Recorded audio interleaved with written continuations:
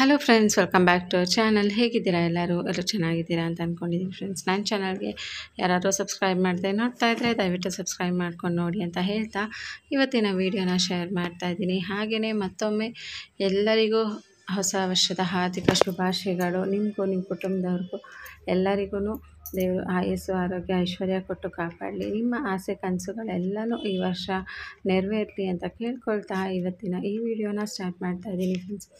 So Indus ವ್ಯಾಲಿಯಲ್ಲಿ ನಾನು ರೀಸೆಂಟಾಗಿ ಒಂದು ಪ್ರಾಡಕ್ಟ್ನ ಬೈ ಮಾಡಿದ್ದೆ. ಸೊ ಅದು ಸ್ಟೇನ್ಲೆಸ್ ಸ್ಟೀಲ್ ಕಡಾಯಿನ ಬೈ ಮಾಡಿದ್ನಲ್ವಾ.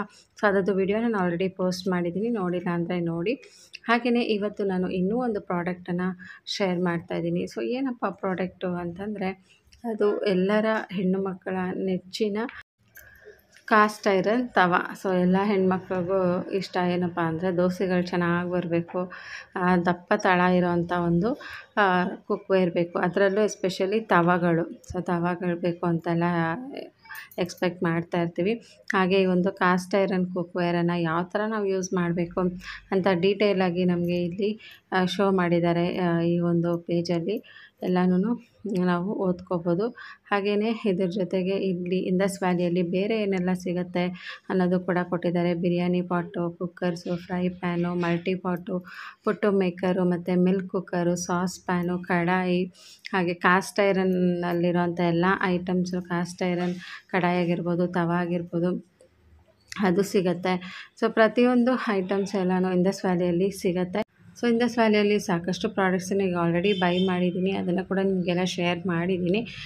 ಹಾಗೆಯೇ ಶೀಟ್ ಐರನ್ ಆಗಿರ್ಬೋದು, ಕಾಸ್ಟ್ ಐರನ್ ಆಗಿರ್ಬೋದು, ಪ್ರತಿಯೊಂದು ನಮಗೆ ಇಂಡಸ್ ವ್ಯಾಲಿಯಲ್ಲಿ ಸಿಗುತ್ತೆ. ನಿಮಗೂ ಕೂಡ ಈ ಪ್ರಾಡಕ್ಟ್ ಬೇಕು ಅಂತಂದರೆ ಡಿಸ್ಪ್ಲೇ ಮಾಡಿರ್ತೀನಿ ನನ್ನ ಕೂಪನ್ ಕೋಡು. ಸೊ ನನ್ನ ಕೂಪನ್ ಕೋಡ್ ಯೂಸ್ ಮಾಡೋದ್ರಿಂದ ನಿಮಗೆ 12% ಆಫ್ ಸಿಗುತ್ತೆ.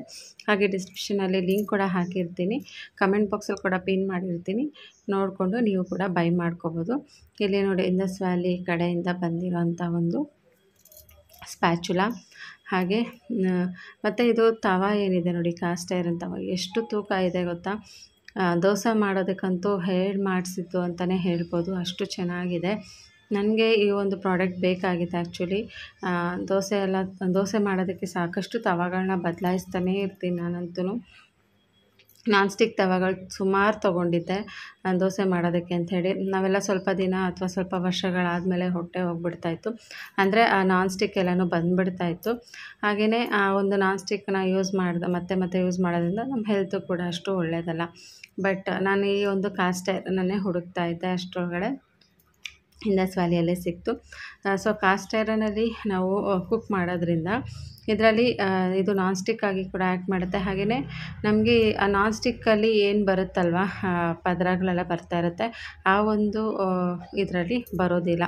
ಸೊ ಇದನ್ನು ಕ್ಲೀನ್ ಮಾಡೋದು ಕೂಡ ತುಂಬಾ ಈಸಿ. ವಾಶ್ ಮಾಡಿ ಇದನ್ನ ಯಾವಾಗ ನಾವು ಯೂಸ್ ಮಾಡ್ತೀವಲ್ಲ, ಯೂಸ್ ಮಾಡಿದ್ಮೇಲೆ ನೀಟಾಗಿ ಈ ಥರ ಸೋಪ್ ಅಥವಾ ಜೆಲ್ ಯಾವುದಾದ್ರೂ ಡಿಶ್ ವಾಷರ್ನ ನೀವು ಯೂಸ್ ಮಾಡಿಕೊಂಡು ಇದನ್ನು ನೀವು ನೀಟಾಗಿ ಕ್ಲೀನ್ ಮಾಡಿ ಇಟ್ಕೊಳ್ಬೇಕು. ಸೊ ಕ್ಲೀನ್ ಮಾಡಿ ಇಟ್ಕೊಳ್ಳೋದ್ರಿಂದ ತುಂಬ ವರ್ಷಗಳ life time warranty, life time ನಮಗೆ ಇದು ಚೆನ್ನಾಗಿರುತ್ತೆ. ದೋಸೆ ಎಲ್ಲ ಮಾಡೋದಕ್ಕೆ ತುಂಬಾ ಪರ್ಫೆಕ್ಟಾಗಿರುತ್ತೆ ಅಂತಲೇ ಹೇಳ್ಬೋದು. ಸುಮಾರು ನಾವು ಚೇಂಜ್ ಮಾಡ್ತಾನೆ ಇರ್ತೀವಲ್ಲ ನಾನ್ ಸ್ಟಿಕ್ ಎಲ್ಲನೂ. ಬಟ್ ಈ ಪ್ರಾಡಕ್ಟ್ನ ನಾವು ಒನ್ಸ್ ತೊಗೊಂಡ್ಬಿಟ್ರೆ ನಮಗೆ ಲೈಫ್ ಟೈಮ್ ನಮಗೆ ಯೂಸ್ ಆಗುತ್ತೆ ಈ ಒಂದು ಪ್ರಾಡಕ್ಟ್ ಅಂತಲೇ ಹೇಳ್ಬೋದು. ಹಾಗೆ ಕ್ಲೀನ್ ಮಾಡೋದು ಅಷ್ಟೇ ತುಂಬಾ ಈಸಿ. ಯಾವಾಗ ನಾವು ಇದನ್ನು ದೋಸೆ ಮಾಡೋದಕ್ಕೆಲ್ಲ ಯೂಸ್ ಮಾಡಿರ್ತೀವಿ, ಅದಾದಮೇಲೆ ನೀಟಾಗಿ ಮತ್ತು ಇದನ್ನು ನೀಟಾಗೆಲ್ಲ ವಾಶ್ ಮಾಡಿ ಇಟ್ಕೋಬೇಕು. ಸೊ ವಾಶ್ ಮಾಡಿದ್ದಾದಮೇಲೆ ಸೊ ಇದನ್ನು ಡ್ರೈ ಮಾಡ್ತೀವಿ. ಸೊ ವಾಶ್ ಮಾಡಿ ಮತ್ತು ಡ್ರೈ ಮಾಡಿ ಇಟ್ಕೋಬೇಕು. ಸೊ ಡ್ರೈ ಮಾಡಿದ್ದಾದಮೇಲೆ ಒಂದು ಟಿಶ್ಯೂ ತೊಗೊಂಡು ನೀರೆಲ್ಲ ಒರೆಸ್ಕೊಳ್ತೀವಿ. ಅದಾದಮೇಲೆ ಇದಕ್ಕೆ ನಾವು ಆಯಿಲ್ನ ಅಪ್ಲೈ ಮಾಡಬೇಕು. ಸೊ ಆಯಿಲ್ನ ಅಪ್ಲೈ ಮಾಡಿ ನಾವು ಸೀಸನಿಂಗ್ನ ಮಾಡ್ಕೋಬೇಕಾಗತ್ತೆ. ಸೊ ಕಾಸ್ಟ್ ಐರನ್ಗೆ ಮೇಯ್ನಾಗಿ ನಾವು ಆಯಿಲ್ನ ಹಚ್ಚಿ ಸೀಸನಿಂಗ್ ಮಾಡಿದ್ರೆ ಭಾಳ ವರ್ಷಗಳು ನಮಗೆ ಬಾಳಿಕೆ ಬರುತ್ತೆ ಅಂತಲೇ ಹೇಳ್ಬೋದು. ಸೊ ಈಗ ಒಂದು ಟಿಶ್ಯೂ ತೊಗೊಂಡು ನೀರೆಲ್ಲನೂ ತೆಗೆದುಬಿಟ್ಟಿದ್ದೀನಿ. ಇವಾಗ ಇದಕ್ಕೆ ನಾನೊಂದು ಸ್ವಲ್ಪ ಆಯಿಲ್ನ ಅಪ್ಲೈ ಮಾಡ್ತೀನಿ. ಒಂಚೂರು ಆಯಿಲ್ ಹಾಕ್ಕೊಂಡು ತವ ಪೂರ್ತಿ ನಾವು ಸ್ಪ್ರೆಡ್ ಮಾಡ್ಕೋಬೇಕು. ಸೊ ಈ ಥರ ಸೀಸನಿಂಗ್ ಮಾಡಿ ಇಟ್ಬಿಟ್ರೆ ಅದೇನಂದರೆ ಸಿಲ್ಮಿಡುತ್ತೆ ಅಂತ ಹೇಳ್ತಾರಲ್ಲ, ಆ ರೀತಿ ಹಿಡಿಯೋದಿಲ್ಲ. ಸೊ ಮತ್ತು ಈ ಒಂದು ಕಾಸ್ಟ್ ಐರನ್ನಲ್ಲಿ ನಾವು ಕುಕ್ ಮಾಡೋದ್ರಿಂದ ನಮ್ಮ ಹೆಲ್ತು ಕೂಡ ಚೆನ್ನಾಗಿ ಇಂಪ್ರೂವ್ ಆಗುತ್ತೆ. ಹಾಗೆ ನಮ್ಮ ಬಾಡಿಗೆ ಬೇಕಾಗಿರೋಂಥ ಐರನ್ ಕಂಟೆಂಟ್ ಕೂಡ ನಮಗೆ ಈ ಒಂದು ಐರನ್ ಪಾತ್ರೆಗಳನ್ನ ಯೂಸ್ ಮಾಡೋದ್ರಿಂದ ನಮಗೆ ಸಿಗತ್ತೆ. ಸೊ ನಾರ್ಮಲಾಗಿ ನಾವು ಅಲ್ಯೂಮಿನಿಯಮ್ ಎಲ್ಲ ಯೂಸ್ ಮಾಡ್ತೀವಿ. ಅಲ್ಯೂಮಿನಿಯಮ್ ಎಲ್ಲ ಯೂಸ್ ಮಾಡೋದ್ರ ಬದಲು ಅದನ್ನೆಲ್ಲ ತೆಗೆದುಬಿಟ್ಟು ನಮ್ಮ ಕಿಚನ್ಗೆ ಹೊಸ ಐಟಮ್ಸ್ ನಾವು ಇಂಡಸ್ ವ್ಯಾಲಿಯಿಂದ ತರಿಸ್ಕೊಂಡು ಆರಾಮ್ಸೆ ಯೂಸ್ ಮಾಡ್ಬೋದು. ಸೊ ಕಾಸ್ಟ್ ಐರನ್ನ ಪಳಗಿಸೋದು ಒಂದು ಇದೇ. ಯಾಕೆಂದರೆ ಇದನ್ನ ನಾವು ತೊಗೊಂಡು ಬಂದ ಮೇಲೆ ಫಸ್ಟ್ ಇದನ್ನು ನಾವು ಪಳಗಿಸ್ಬೇಕು. ಫಸ್ಟಿಗೆ ನಾವು ಆಯಿಲೆಲ್ಲ ಚೆನ್ನಾಗಿ ಅಪ್ಲೈ ಮಾಡಿರ್ತೀವಲ್ಲ, ಸೊ ಆಯಿಲೆಲ್ಲ ಅಪ್ಲೈ ಮಾಡಿದ ಮೇಲೆ ಮತ್ತೆ ನಾವು ಸ್ಟವ್ ಮೇಲೆ ಹೀಟ್ಗೆ ಇಟ್ಬಿಟ್ಟು ಮತ್ತು ಒಂದು ಸಲ ಆಯಿಲೆಲ್ಲ ಅಪ್ಲೈ ಮಾಡಿ ಇದ್ರ ಮೇಲ್ಗಡೆ ನಾವು ಈರುಳ್ಳಿ ಬರುತ್ತಲ್ವ, ಸೊ ಈರುಳ್ಳಿನ ಚೆನ್ನಾಗಿ ಹಾಕಿಬಿಟ್ಟು ಫುಲ್ಲು ತವಾ ಪೂರ್ತಿ ಈರುಳ್ಳಿನ ಚೆನ್ನಾಗಿ ಇದನ್ನ ಮೇಲೆ ಫ್ರೈ ಮಾಡಬೇಕು. ಸೊ ಈ ಥರ ಮಾಡೋದ್ರಿಂದ ಒಳ್ಳೆ ಸೀಸನಿಂಗ್ ಆಗುತ್ತೆ. ಹಾಗೆ ನಾವು ಪ್ರತಿ ಸಲ ನಾವು ಇದನ್ನು ದೋಸೆ ಚಪಾತಿಗೆಲ್ಲ ಯೂಸ್ ಮಾಡಬೇಕಾದ್ರೆ ನೀಟಾಗಿ ಅದು ತಳ ಹಿಡಿಯೋದಿಲ್ಲ, ಆರಾಮಾಗಿ ಬಂದುಬಿಡುತ್ತೆ. ಸೊ ನಾನು ಈ ಪ್ರಾಡಕ್ಟ್ಗೆ ತುಂಬ ಹುಡುಕ್ತಾ ಇದ್ದೆ, ಕಾಸ್ಟ್ ಐರನ್ ಬೇಕು ಅಂತ. ಫೈನಲಿ ನನಗೆ ಇಂಡಸ್ ವ್ಯಾಲಿ ಕಡೆಯಿಂದ ಸಿಕ್ತು.